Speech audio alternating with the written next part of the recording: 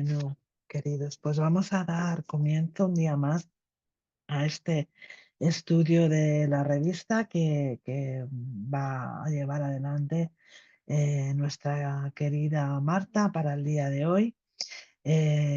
Un artículo muy interesante, muy interesante, del que vamos a tener oportunidad de aprender, pero después también de comentar, ¿no? De comentar muchos aspectos eh, que hemos comentado ya en las clases anteriores, porque como no puede ser de otra manera, pues todo va unido. Así que Marta, cuando tú quieras, adelante con ese estudio de la revista Espírita 1858. Gracias, Valle. Bueno, yo ya he planteado unas preguntas para Keila y Sara.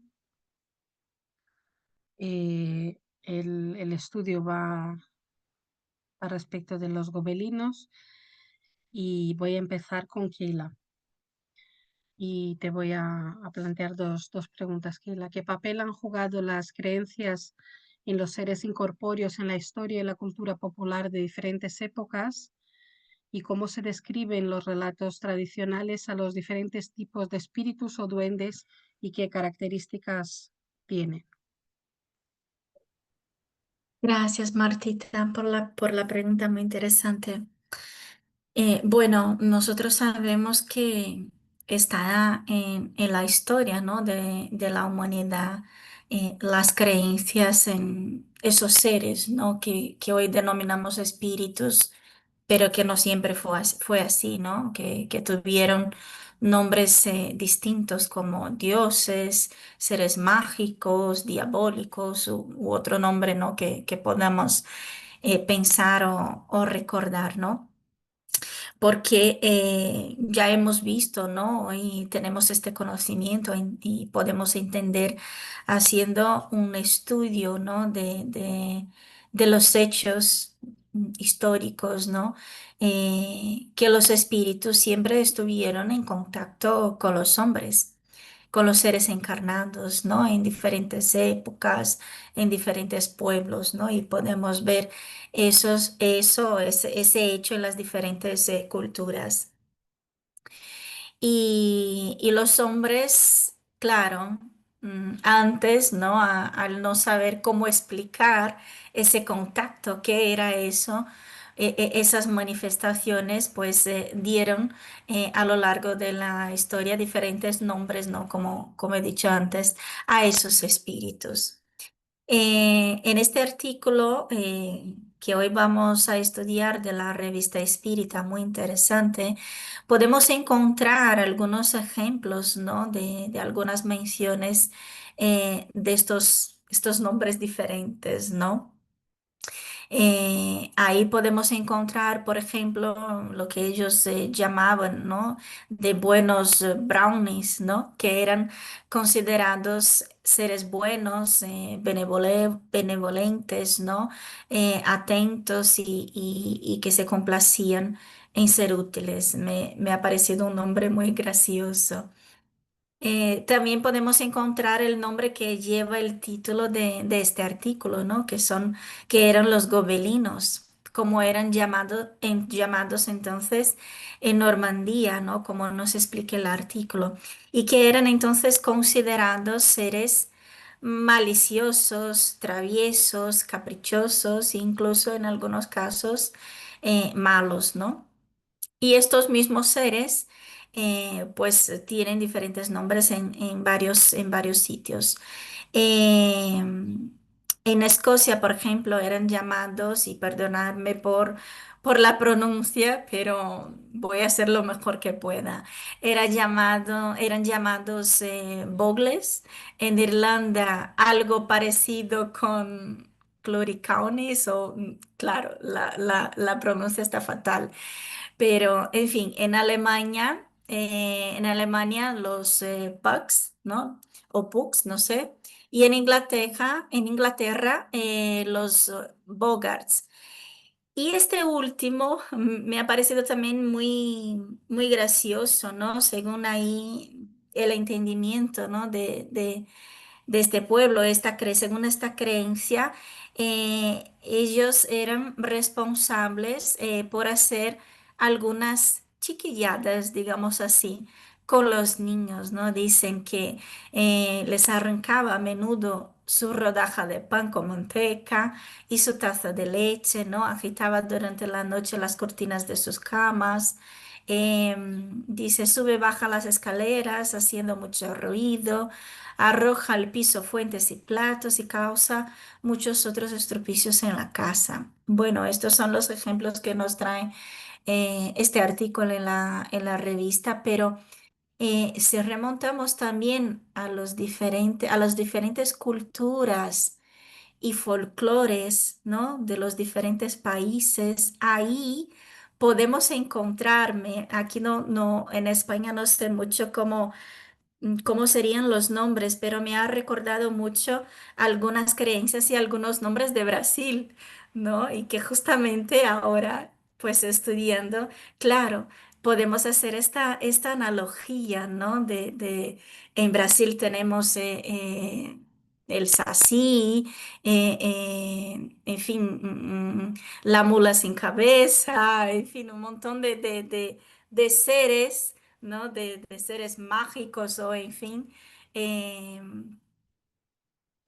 que traen un poco de eso, ¿no? Que recibían estos nombres porque las personas antiguamente no sabían qué eran esas manifestaciones, porque esos espíritus estaban ahí y querían comunicarse, llamar la atención de alguna forma, ¿no? Entonces es muy curioso y podemos encontrar eso en las diferentes culturas, ¿no? Ahí está, en la historia de la humanidad.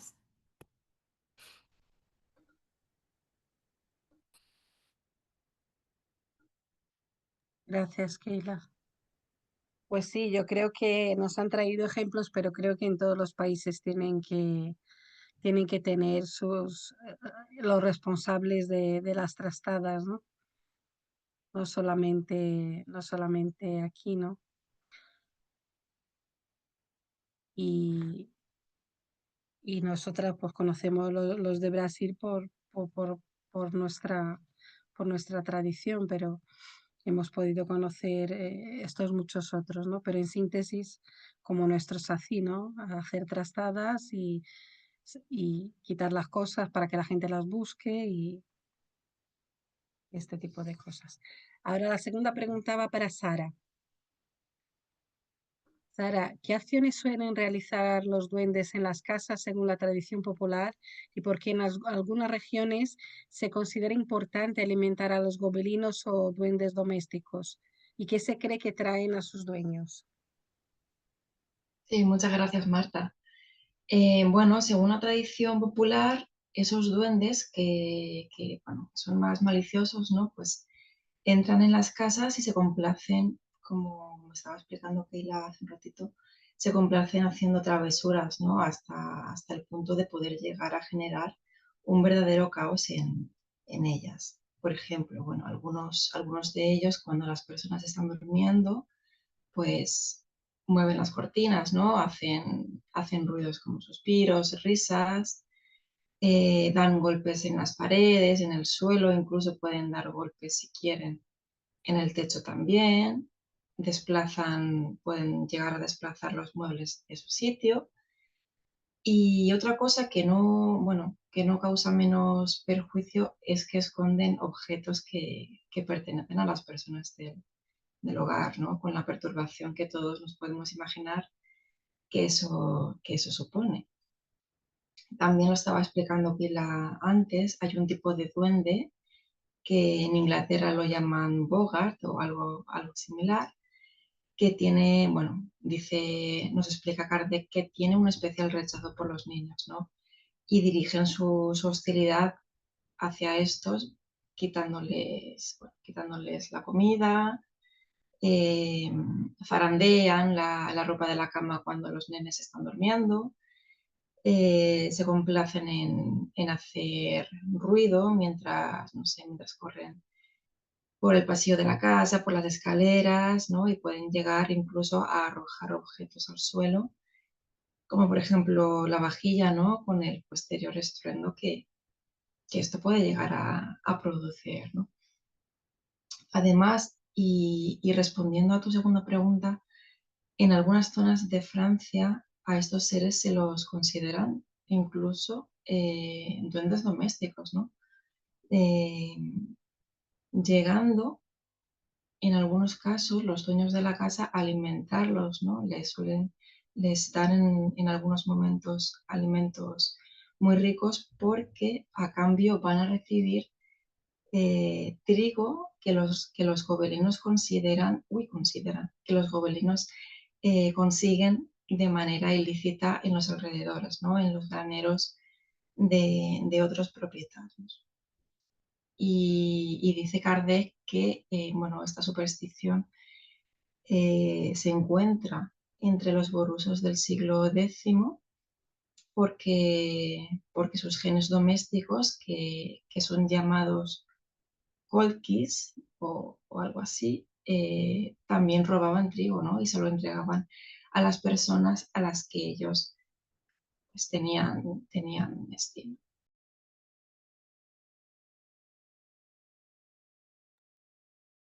Gracias, Sara. La tercera pregunta va para Keila. ¿De qué manera el espiritismo ha aclarado estos fenómenos y cómo se relacionan con la existencia de los espíritus?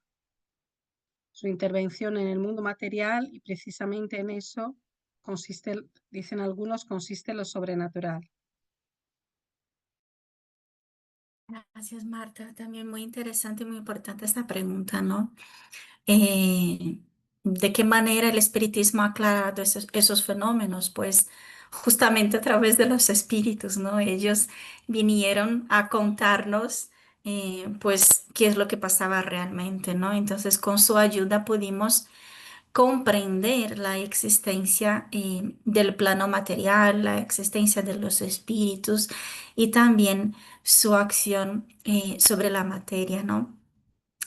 Y como podemos ver en este mismo ítem, ¿no? Que da lugar a esa pregunta, Kardec también nos esclarece que no podemos decir que ese contacto, ¿no? Que esa acción de los espíritus sea algo sobrenatural. Hoy nosotros ya tenemos esta comprensión, ¿no? Es algo sobrenatural. Y según las palabras de Kardec, ¿no? Dice, en ese caso sería necesario probar que los espíritus y sus manifestaciones son contrarios a las leyes de la naturaleza, ¿no? Y que de allí no existe ni puede existir la acción de ninguna de esas leyes.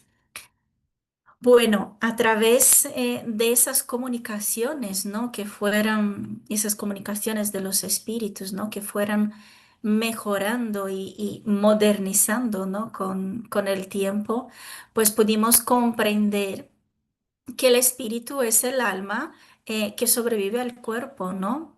Son las almas de las personas que nos antecedieron en este pasaje a la muerte, ¿no? Y que esas comunicaciones y esas acciones vienen, ¿no? De esas almas. Y además que el plano espiritual está conectado con el plano material, ¿no? Y que es totalmente natural su contacto, ¿no? Como nos indica Kardec también cuando dice que los fenómenos espíritas pues consisten en los diferentes modos de manifestación del alma, ¿no? O del espíritu, ya sea durante la encarnación o en el estado de erraticidad, ¿no? Y que mediante esas manifestaciones el alma revela su existencia, su supervivencia, ¿no? Y su individualidad. Y se la juzga por sus efectos, ¿no? Entonces dice lo que es importante, al ser natural la causa, el efecto también lo es, ¿no? Pero claro, también es importante aquí aclarar y también lo que creo, ¿no? Que ha dado lugar ahí a, al desarrollo de la imaginación, ¿no? del hombre ahí a lo largo de la historia por no tener este conocimiento. Para que los espíritus, ¿no? que ya no tienen un cuerpo físico, ¿no? un cuerpo material, como nosotros que estamos aquí encarnados todavía, para que ellos puedan comunicarse, hay que darse algunas circunstancias específicas, ¿no? Como por ejemplo tener cerca a un medium que pueda facilitar ese contacto, esa comunicación. Y Kardec también nos explica, ¿no? que esos efectos solo parecen sobrenaturales porque no se producen con el auxilio de agentes que no son aquellos de los que nos servimos nosotros, ¿no? Hasta entonces no teníamos este conocimiento, entonces por eso también daba lugar ahí a esa imaginación. Y dice Kardec, no obstante, dado que esos agentes están en la naturaleza y que las manifestaciones se producen en virtud de ciertas leyes, en eso no hay nada de sobrenatural o maravilloso, ¿no? Todo lo contrario, está en la naturaleza, es lo normal, ¿no?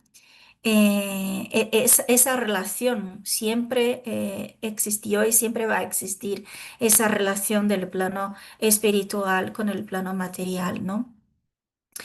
Y en su momento, ¿no? En la historia de la humanidad, por ejemplo, por citar aquí dos ejemplos diferentes, eh, en algún momento en la antigüedad, el fuego o después la electricidad también fueron considerados algo maravilloso, como también la comunicación que hoy tenemos, algo que no se imaginaba antes, ¿no? Pero claro, con el desarrollo del ser humano, ¿no? y de sus conocimientos, se pudo comprender su causa y entonces, en este caso, el fuego y la electricidad, pues dejaron de ser considerados de esa forma, ¿no? Algo ahí maravilloso. Y lo mismo ocurre entonces con los fenómenos espíritas, ¿no? Que conociendo entonces su causa, ya no se puede considerar que sea algo maravilloso o sobrenatural. ¿Cuál es la causa? Son las almas, son los espíritus que sobreviven al cuerpo, ¿no? Porque nosotros somos seres inmortales. Y entonces, si ellos están ahí en la erraticidad y sabemos que pueden y quieren comunicarse con nosotros, es algo natural, ¿no?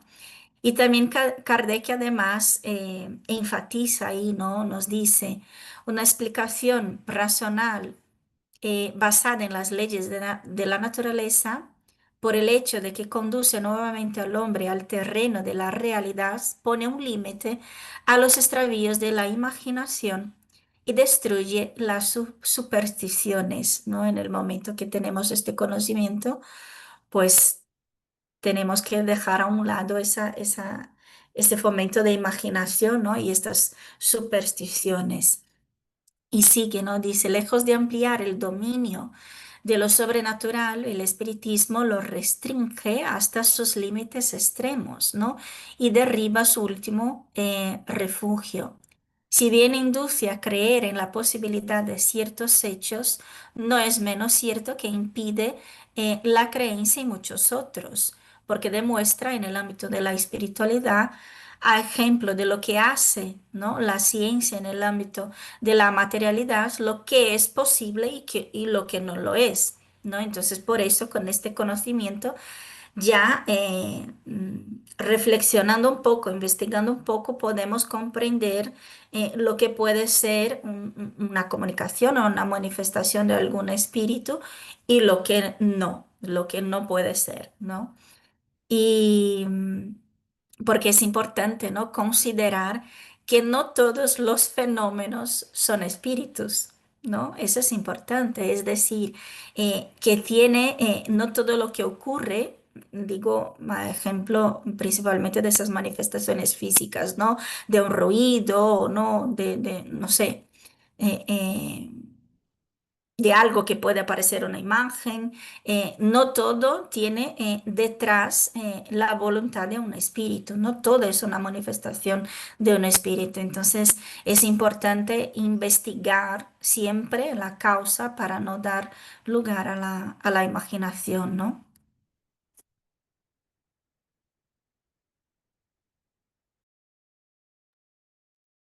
Gracias, Keila. La pregunta ahora para Sara. En el mundo espiritual, ¿qué lugar ocupan los espíritus, estos espíritus que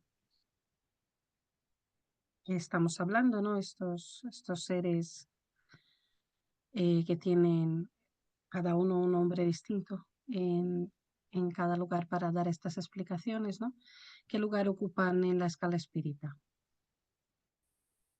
Sí, bueno, quizá haya alguien que no lo ha estudiado con anterioridad, ¿no? Pero en la codificación espírita de Kardec, en el libro de los espíritus se establece una clasificación de los espíritus que está basada en su grado de adelanto, tanto moral como intelectual en el que se encuentran ellos, ¿no? Los espíritus. En realidad todos nosotros, porque bueno, podemos estar encarnados o desencarnados, pero todos somos espíritus, ¿no?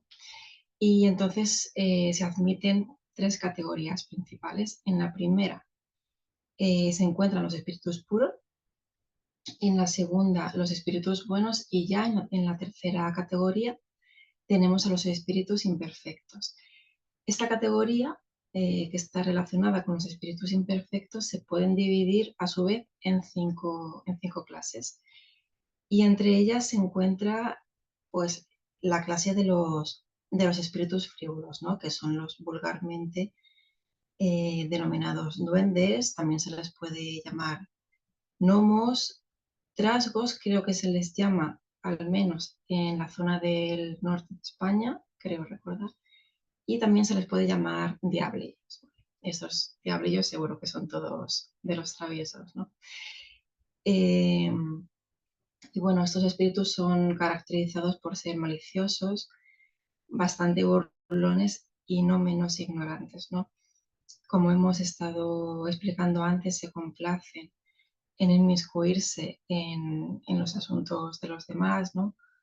Generan perturbaciones y también se satisfacen en engañar cuando se mantiene una conversación con ellos, ¿no? Porque incluso en muchas ocasiones utilizan un nombre falso, ¿no? Cuando se les pide que se identifiquen. Y si es cierto que pueden dar alguna alegría, ¿no? Sobre todo estos seres que son considerados genios buenos, pero parece ser que sobre todo se les conoce por, por todos esos enredos que ocasionan.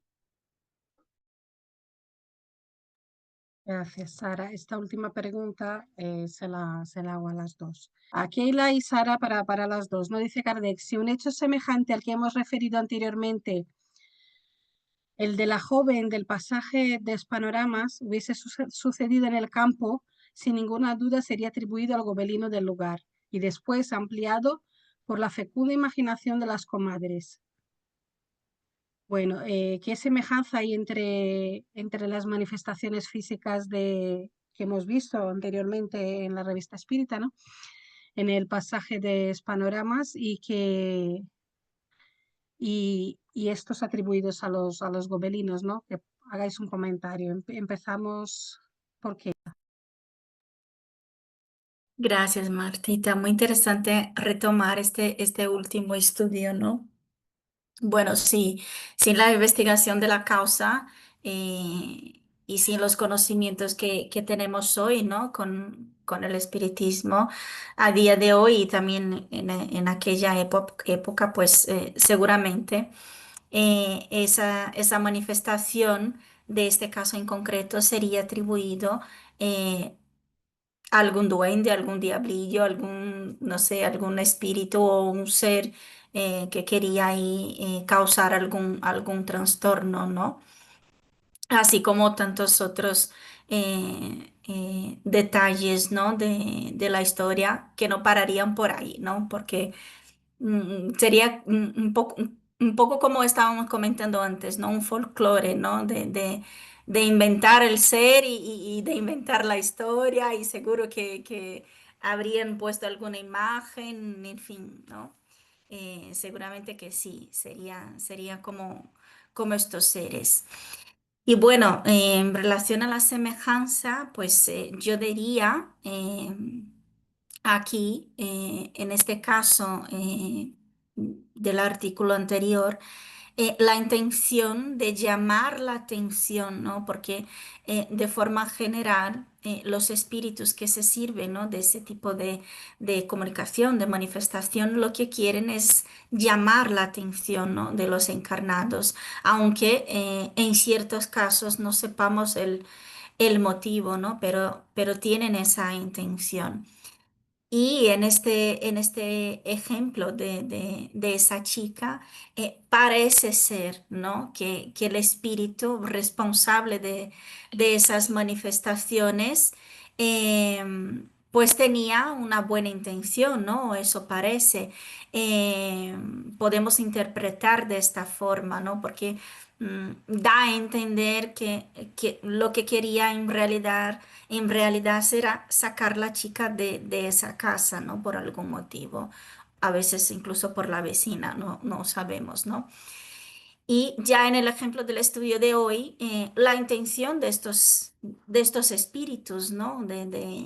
Que son estos seres que vimos, que hemos visto hoy, también tenía la intención de llamar la atención de alguna forma, ¿no? Podemos decir.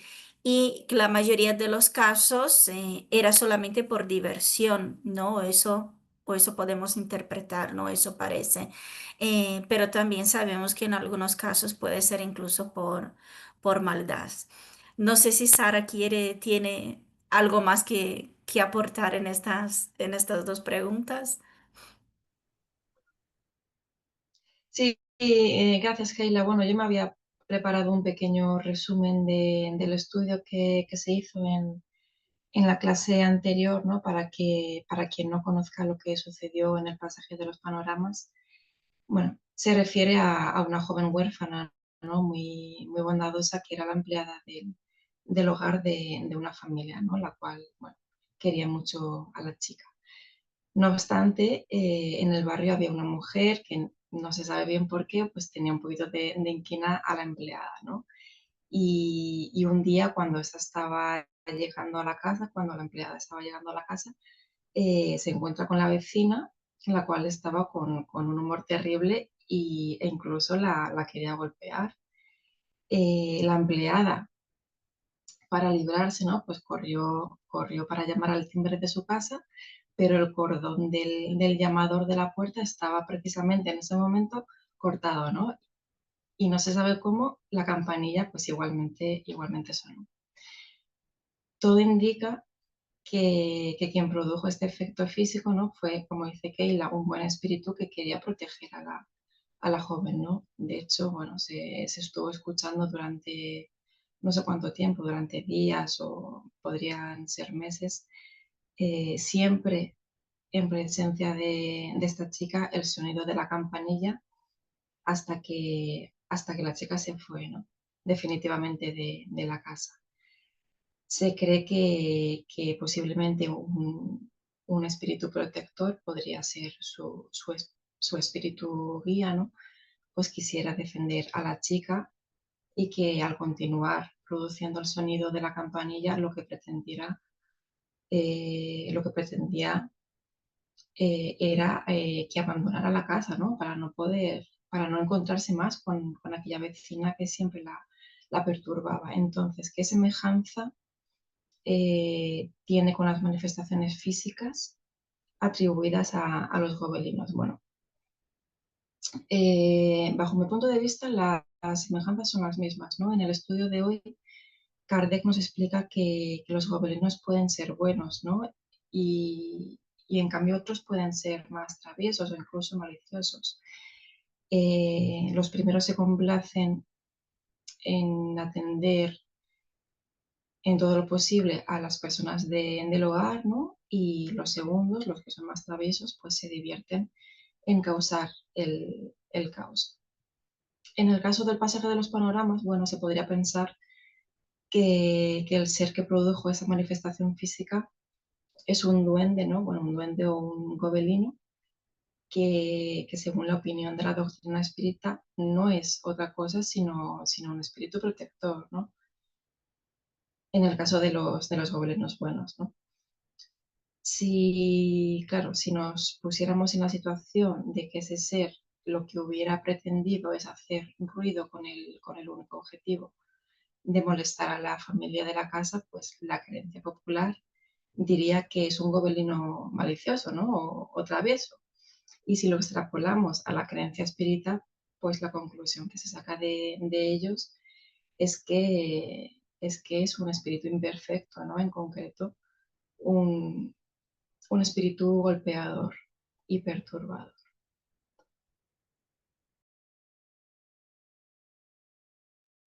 Gracias, Sara. Pues hemos terminado las preguntas de hoy. Si queréis, ponemos todas las cámaras para hablar un poquito.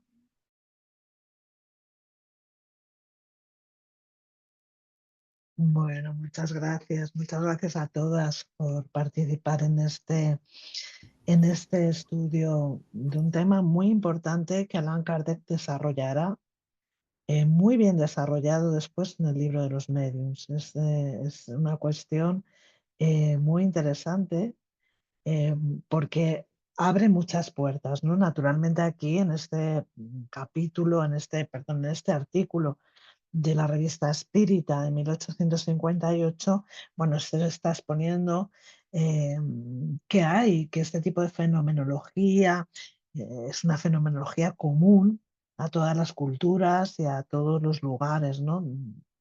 Llamadas de diferentes formas, de diferentes maneras y con diferentes expresiones culturales, ¿no? Pero en definitiva es un fenómeno por todos conocido. Tanto es así, fijaros, que Camille Flammarion, después de escribir su trilogía La muerte y su misterio, que son 3 tomos, escribe recoge en un libro que se llama Las casas de duendes toda una serie de casos sobre este tipo de fenomenología. Y es muy interesante porque él habla en primera persona, por ejemplo, habla en primera persona que siendo él todavía estudiante de astronomía en París, cuando era joven, pues él, bueno, pasaba por una calle de París, la calle de Noyers, o la rue de Noyers, que diría Cristina, pero bien pronunciado. Y bueno, pues ahí era en una casa que había una serie de fenómenos muy curiosos. Mira, está Cristina aquí para regañarme por la pronunciación. Cristina, mil perdón. Bueno, pues Camille Flammarion narra, porque además fue documentado en la prensa, incluso porque acudió la policía, ¿no? Allí se producía un fenómeno de proyectiles, de lanzamiento de proyectiles, o sea, de piedras, carbón, bueno, mm, una serie de cosas. Tanto es así que el propietario llama a la policía se persona en el domicilio, eh, y bueno, la propia policía es atacada por estos proyectiles que eran pues barro, carbón, que además nos dice Camille Flammarion que provienen de una zona cercana, es decir, es muy curioso, ¿no? Este fenómeno. Bueno, pues la propia policía, cuando está levantando el acta de la denuncia sobre la fenomenología, es atacada por estos proyectiles, ¿no? Bueno, el propietario de la vivienda está absolutamente, en fin, eh, preocupadísimo porque no sabe lo que está pasando. Y fijaros, esto ya lo deja caer o lo perfila un poquito, lo dibuja un poco Allan Kardec, haciendo una diferenciación. entre los fenómenos que son producidos por los espíritus propiamente y los fenómenos, estos fenómenos que tienen como anclaje un medium. En este caso, como no podía ser de otra manera, era la criada. La criada de la casa era el medium, lo explica luego muy bien en el libro de los medios, ¿no? Pero ella era una medium natural, ella no sabía que tenía esa mediunidad, ¿no? Y nos dice Allan Kardec en el ítem 92, precisamente del libro de los mediums, hablando de estos mediums naturales, que bueno, ellos no son conscientes, ¿no? de esto que pasa, pero que su fluido es tal que permite este tipo de fenomenología. Tienen una actitud especial para producir este tipo de fenómenos. Y esto en nuestros tiempos actuales está muy ligado al fenómeno poltergeist, ¿no? Que se llama, en el que no es en sí la acción de un espíritu, sino que es el espíritu del propio medium, quien personas, que suelen ser personas que están en la edad adolescente, mujeres que están en la menopausia, cuidado con la menopausia, señoras, personas que tienen alteraciones, algún tipo de alteraciones psíquicas, psicológicas, que producen, esto es aprovechado naturalmente por la espiritualidad, ¿no? Producen, son las que producen, ¿no? De una manera, las que ofrecen ese fluido para que se produzcan este tipo de fenómenos, sobre todo cuando estos fenómenos se caracterizan por la rabia contenida, hay ataques a personas, ataques casi siempre inocuos, pero ataques a personas, a enseres, etcétera, etcétera, ¿no? Donde lo que se está dando es bueno, seguramente un científico lo explicaría mejor, pero es como si hubiera un trasvase de esa energía, de esa rabia contenida, fuera de alguna manera trasvasada para que esa fenomenología se produzca. Pero es muy interesante porque en el libro de los medios, segunda parte, en el capítulo 5, manifestaciones físicas espontáneas, hay unos ítems dedicados a los objetos lanzados, por ejemplo, que es una de estas características, también los ruidos, las baraundas, todo esto, no siempre, y ahí Allan Kardec lo señala, no siempre están producidos por los espíritus, sino que son producción del propio medium, que tiene un fluido que posibilita que pueda hacer ese tipo de fenómenos. Pero os recomiendo mucho el libro de Camille Flammarion, Las casas de duendes, porque hay infinidad de ejemplos. También hace referencia, por supuesto, a, a este tipo de fenómenos en otros lugares, en la tradición también de los distintos pueblos y las distintas culturas. Y hay cantidad de información también que nos trae él de otros científicos, eh, bueno, de otras voces, ¿no? que ponían ahí su punto de vista. Creo que es importante para completar este estudio esa lectura de ese capítulo de las manifestaciones físicas espontáneas, porque además estamos hablando de qué tipo de espíritus estamos hablando, qué tipo de espíritus pueden complacerse en el caso de que haya una influencia espiritual en este tipo de manifestaciones. Bueno, pues deberíamos de remitirnos otra vez a la escala espírita y ver que son espíritus siempre inferiores, espíritus aún muy apegados a la materia, muy materializados, que son los únicos que, sin ser malos, pero son los únicos que tienen ese fluido eh, todavía muy animalizado y que puede ejercer bueno, ese efecto en la materia, ¿no? Para producir este tipo de manifestaciones que por lo general son muy, muy llamativas,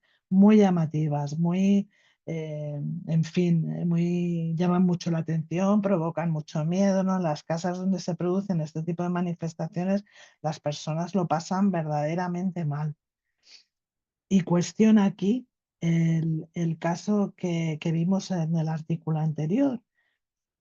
Allan Kardec nos decía en este artículo y lo digo porque Camille Flammarion lo refiere en esta obra, nos decía que seguramente habría sido producido por un espíritu amigo, un espíritu familiar de la propia criada, que habría querido salvarla, entre comillas, de esa situación que estaba viviendo, un poco de acoso de aquella vecina, ¿no? Y que de alguna manera este espíritu había querido sacarla de la casa bueno, pues se librara de ese acoso. Sin embargo, la propuesta de Flammarion es otra. Flammarion cree que el artífice de eso era la propia criada. En ese estado en el que ella se encontraba, de angustia, de temor porque podía ser agredida en cualquier momento, su propio fluido de alguna manera alcanzaba ese timbre de la puerta y por eso el timbre sonaba. Hay aquí una cosa también muy interesante y es que se han hecho algunos estudios sobre la producción de ectoplasma en algunos medios y esa producción de ectoplasma a ver, no siempre es manejada por los espíritus, es la propia voluntad del medium el que produce esa fenomenología. Cuando alguien es un medium natural y no tiene conciencia de lo que hace, pues puede producir a su alrededor estos fenómenos, siendo que es el mismo quien los provoca, de su voluntad, de algún modo, no, inconscientemente, ¿no? Se ha visto cómo esta producción ectoplásmica es capaz de mover objetos a distancia, etcétera, etcétera. Y hay fotografías muy interesantes sobre este particular que podremos ver en otro momento. Y bueno, pues nada, daros las gracias por el estudio de hoy. Gracias, Keila, gracias, Sara, gracias, Marta.